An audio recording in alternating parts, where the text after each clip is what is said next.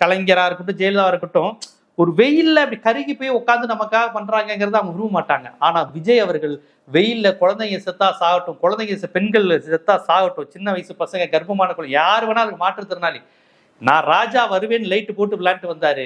இப்ப சினிமா ஷூட்டிங்காக செயற்கையாக ஏற்படுத்தப்பட்ட கூட்டம், தாமதமா வந்தது மூலமாக கூட்டம் சரி சரி இங்க விஜய் வராராம், இந்த தெருக்கு கரூருக்கு விஜய் வராராம், வேலுச்சாமிபுரத்துக்கு விஜய் வராரான்னு சொல்ல, அது நீ ஒரு மணிக்கு வந்துருந்தா அந்த கூட்டம் கலைஞ்சிருக்கும்.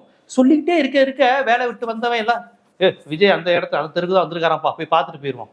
அவன் ஓட்டு போறானா இல்லையோ, ஒரு நடிகர் வர்றாருலங்க, குண்டு கல்யாணம் வந்தா கூட்டம் வராதா, யோகி பாபு வந்தா கூட்டம் வராதா, விஜய் வராருங்கிறப்ப கூட்டம் இன்னும் ஒரு பார்வை பார்த்துருப்பா, ஒரு நடிகரை பார்த்து. ஏன்னா கரூர் மாதிரி ஏரியால இருந்துட்டு ஒரு நடிகரை பார்க்கறதுலாம் பெரிய விஷயம் அவங்களுக்கு. சென்னை மாதிரி பகுதிகளாக அசால்ட்டா பார்த்துருவாங்க.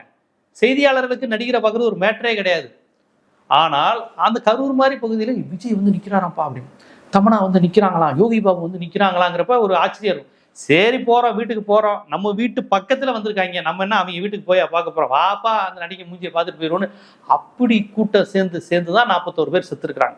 அப்ப சினிமா ஷூட்டிங்காக செயற்கையான தாமதம், செயற்கையான ஒரு உயிர்ப்பலியை ஏற்படுத்தியிருக்கீங்க நீங்க.